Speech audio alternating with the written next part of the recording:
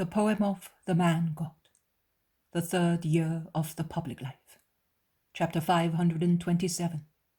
At Nob, during the following days. Hidden possessions. 12th of November, 1946.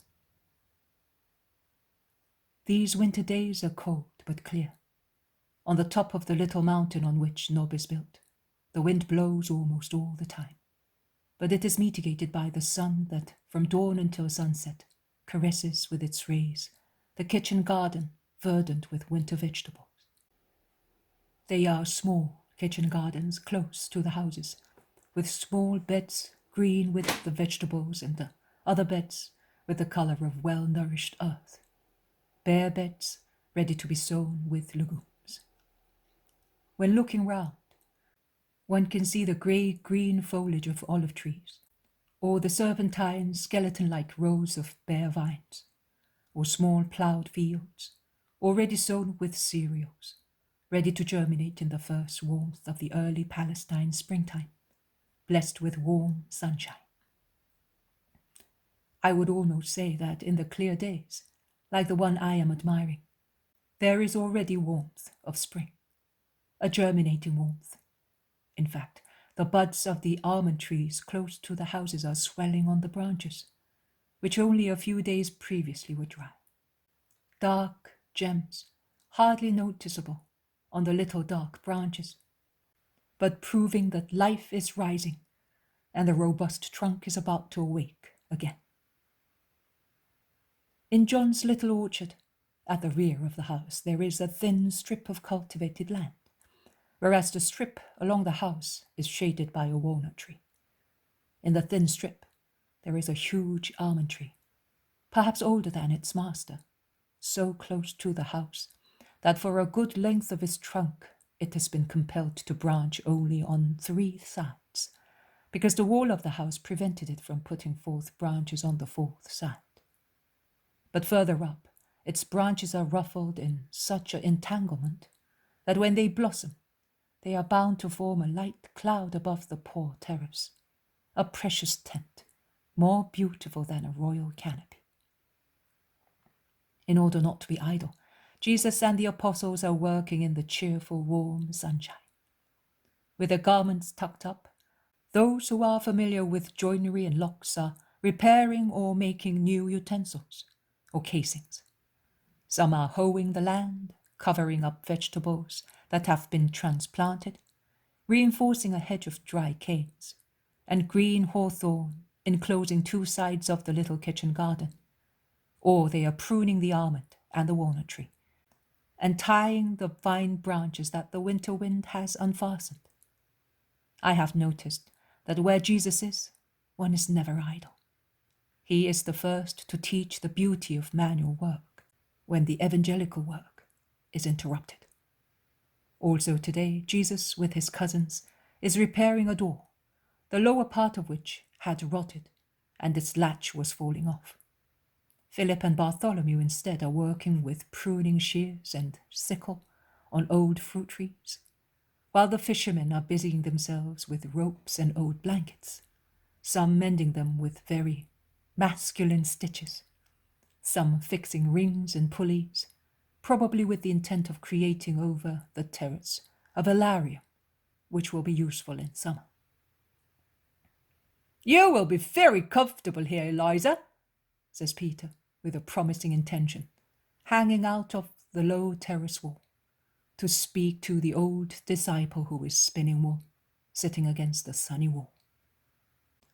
"Yes, when the vine is stretched out and the almond tree sorted, it will really be a lovely spot in summer," says Philip between his teeth, as he is holding in his mouth some reeds with which he ties the vine shoots to their supports.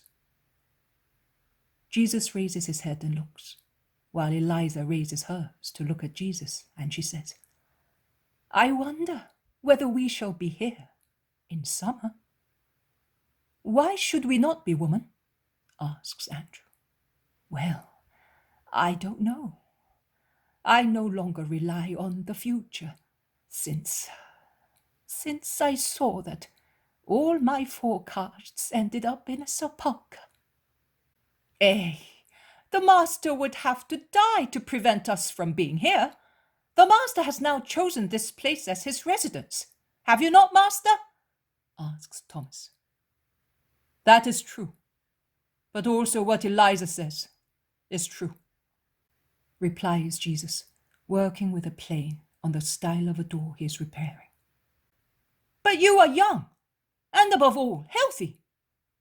People do not die only of diseases, says Jesus again. Who is speaking of death? You, master? For yourself? The ill will has really calmed down for some time. See, no one is disturbing us now. They know that we are here. They met us also yesterday when we were coming back from town with the shopping, and they did not bother us, says Bartholomew. Yes, it was the same with us. When we went to the nearby villages to inform people that you are here, no one ever troubled us. And yet we met Helkai and Simon, then Zadok and Samuel, and also Nahum with Doris. They even greeted us, didn't they, James? Says John, addressing his brother. Yes, we must admit that Judas has done good work whilst in our hearts we were criticizing him. Since we came back here, we have had no trouble. His words have been confirmed by facts. We seem to have gone back to the good old days at the clear water, to the beginning of those days. Oh, I wish it were true, says James of Zebedee. If it were really true, says Peter with a sigh. It is not always a clear day when there is no rumble of thunder, says Eliza, sententiously whirling a spindle. What do you mean? Asks Peter. I mean that much peace at times in a stormy place foreshadows a most dangerous tempest. You ought to know, as you are a fisherman. Woman, I know. A lake is like a huge tun full of blue oil at times, but almost every time sails are loose and the water is smooth. A storm of the worst kind is ready. The wind of a dead calm sea is the wind of death for seamen. Of course. So if I were you, I would not trust so much peace. It's too peaceful. Well, if when it is wartime one suffers because there is a war, and when it is peacetime one suffers because an even more dreadful war may break out, when can one rejoice? Asks Thomas. In the next life. Sorrow is always ready here. Ah, how dismal you are, woman. My time to rejoice is very remote then. I am one of the youngest. Cheer up, Bartholomew. You are the nearest to enjoy it. You and the zealot, says James of Zebedee, jokingly. Dismal and shrewd, woman. Elderly women. But sometimes they guess right. Also, my mother, when she says, be careful, you're about to do something silly because of this and that, always guesses right, says Thomas, who is bent hoeing the ground. Women are malignant or more artful than foxes. We are worth nothing as compared to them, when it is a question of understanding certain things that we would like them not to understand, says Peter sententiously. You ought to be quiet. You happen to marry a wife who would believe you even if you said that Lebanon had turned into butter. What you say is the law for her. She listens, believes, and is silent, says Andrew to his brother. Yes, but her mother makes up for her, and for another 100 women. What a serpent! They all laugh, including Eliza and the old man who is helping the younger ones to hoe. The zealot, Matthew, and Judas of Kerioth come back. We have done everything, master. We are tired. What a long tour.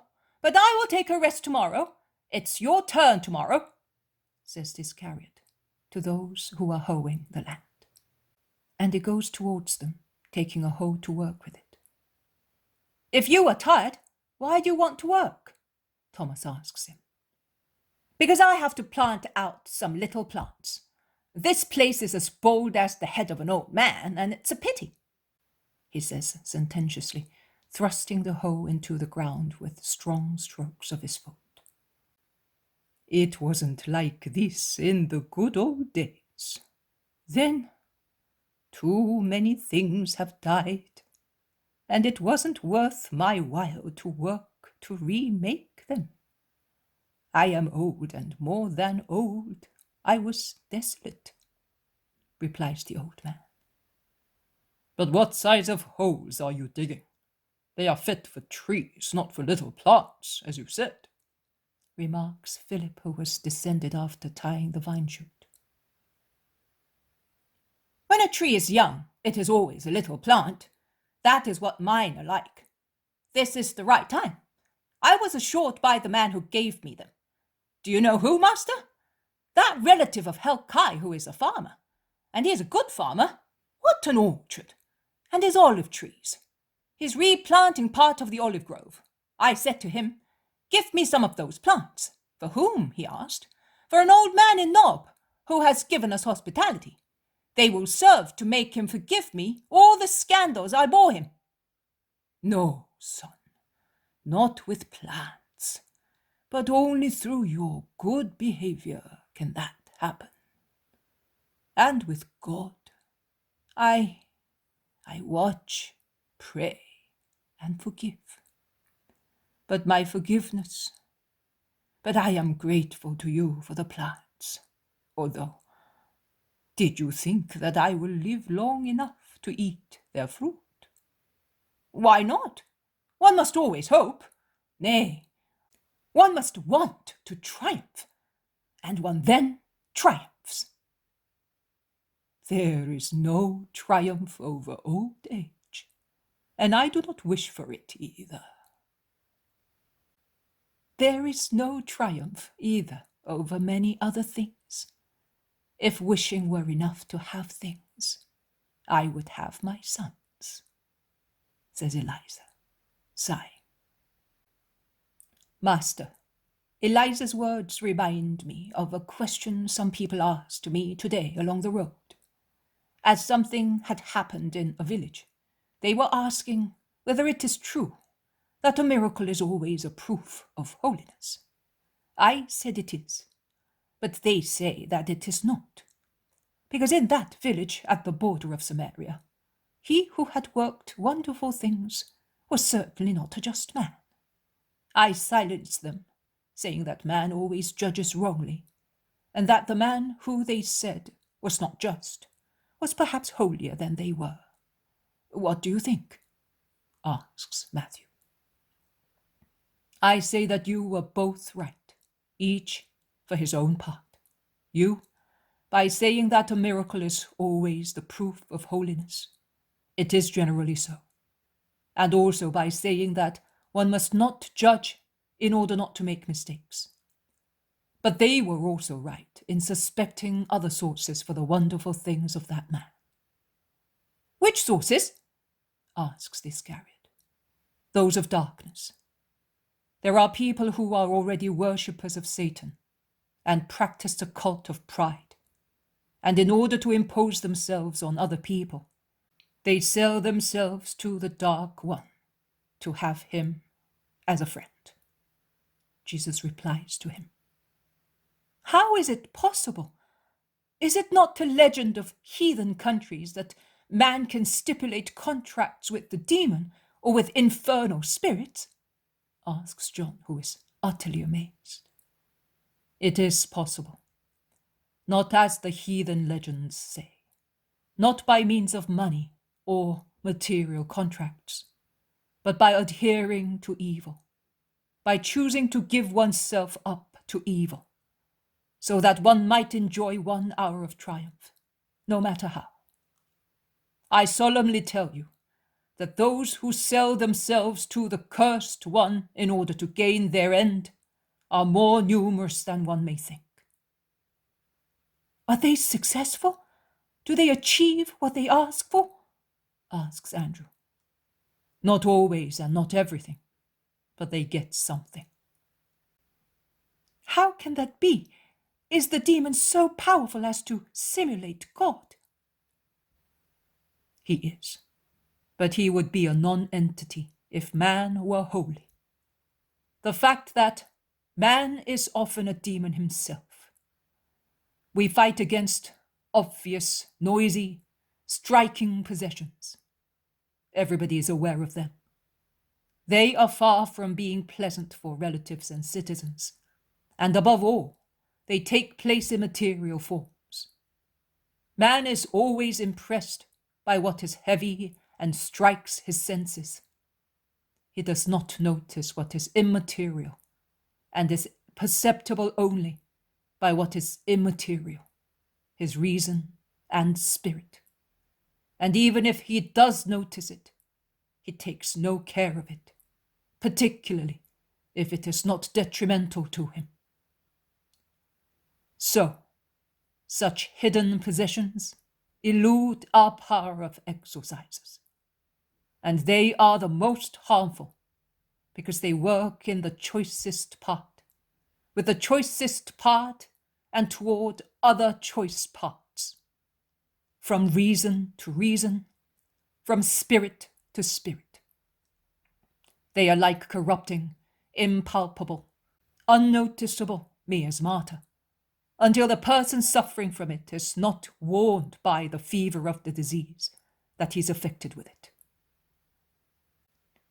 And does Satan help him? Really? Why? And why does God allow him?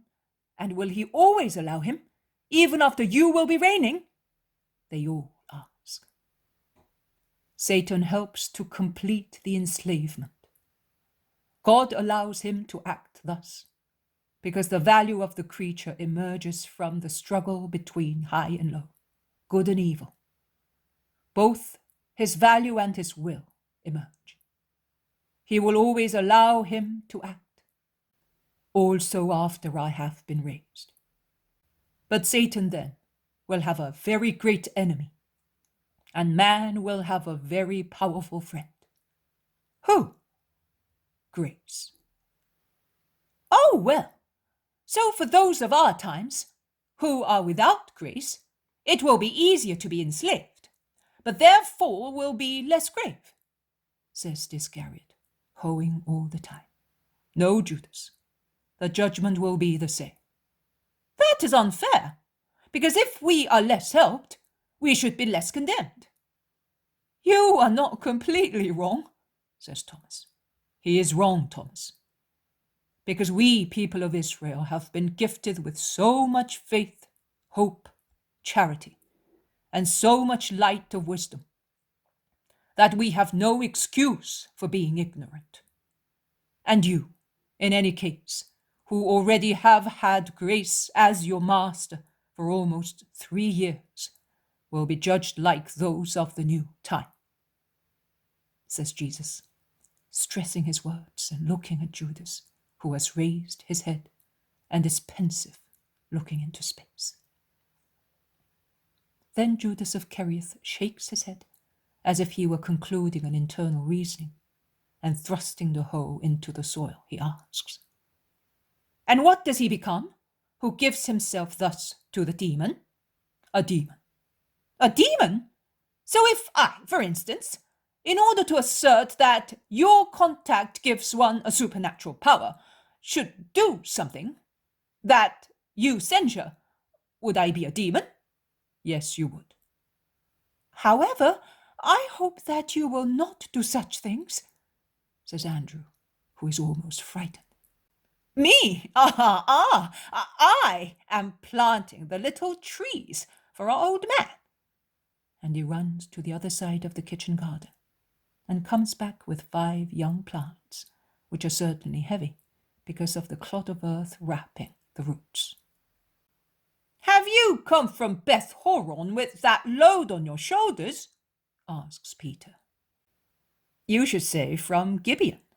That's where some of Daniel's orchards are. Wonderful soil, look." And he crumbles with his fingers the earth around the roots. He then unfastens the lace holding the 5 little stems which are already the size of an arm.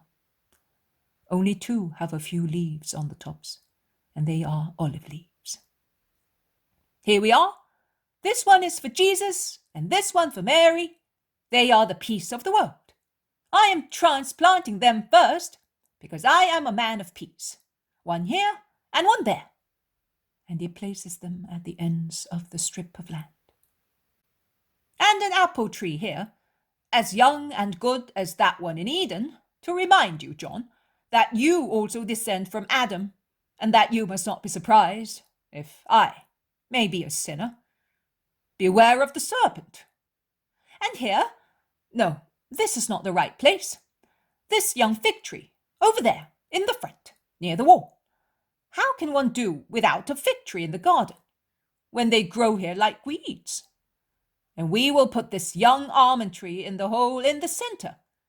It will learn from that age-old one the virtue of yielding fruit. There we are. Your little kitchen garden will be beautiful in the future, and looking at it, you will remember me. I would remember you just the same, because you have been here with the Master. Everything will speak to me of this time. And looking at things, I shall say, he wanted to set my house in order again, just like a son. But if I could wish for something different from what is probably already written in heaven, I would like not to have to remember this period of time so beautiful for me, more beautiful than when these trees, now old, were young, and my wife and I were young, and my little daughter used to play here. And it was a pleasure to take care of the apple, the pomegranate, and the fig trees, and of the vines, because the little hands of my daughter were eager to have the fruit. And it was lovely to see my wife, sitting in the shade of the green trees, weave and spin. Later, my daughter went away, so forgetful. My wife was ill and died. Why and for whom should I take care of what once was beautiful?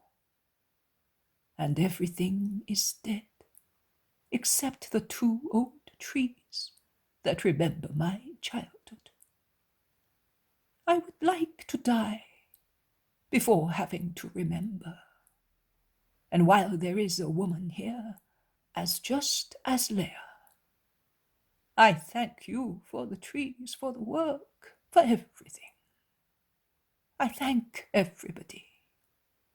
But I beg my Lord to uproot my old tree from this land before this hour of peace for old John sits. Jesus approaches him, and laying a hand on his shoulder, he says kindly and severely at the same time, "You have been able to do so many things in your long lifetime.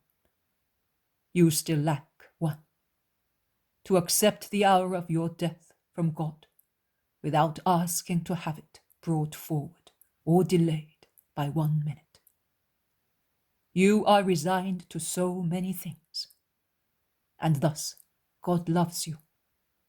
Resign yourself to the most difficult one: to live when you would only wish to die. And now let us go inside.